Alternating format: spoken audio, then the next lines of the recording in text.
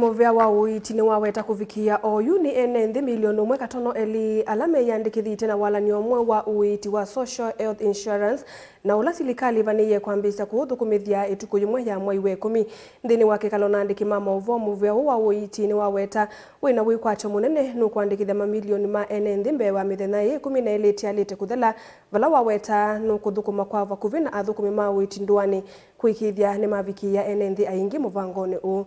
Benjamin Mwaka ena mauvo. Silikali Niwaweta niumbanite kuwambiisya Walanyo Mweu wa kuungamia Uiiti wa SHI itukuni imwe ya mwei ukita wa 10 ona gutwika utalo munene wa Enenthi Kuvikia Ooyu Wiambiia na Walanyo vala Enenthi milioni 1.5 andikithye. Average is about over 60,000 Kenyans are registering daily.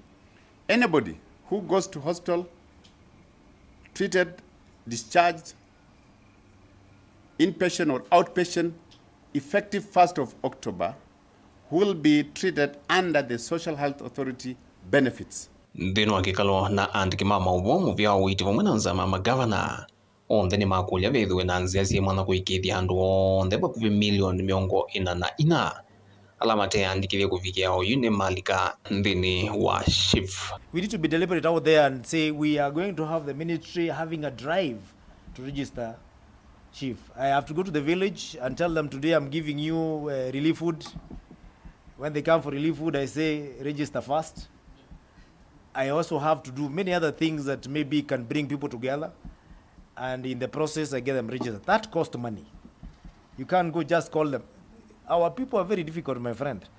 Go out there and say I have a meeting tomorrow to register SHA. No one will come.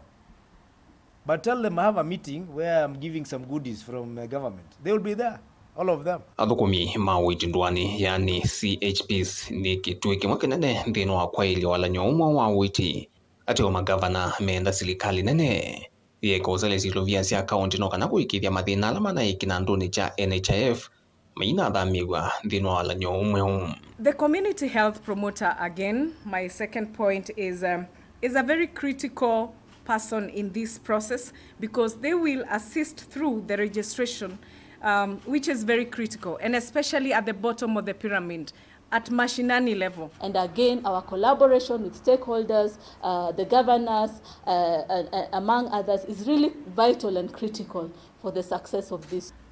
As long as money is going to drugs, pay KEMSA for this county, and the exchequer is released, you will be the first charge.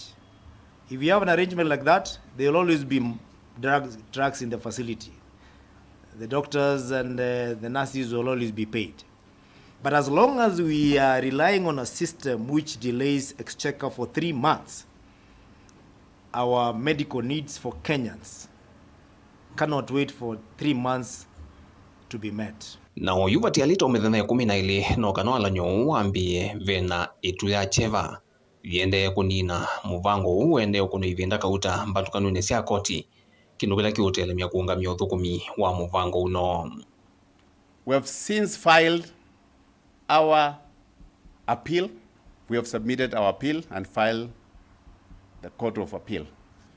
That ruling will be issued or given on the 20th of September.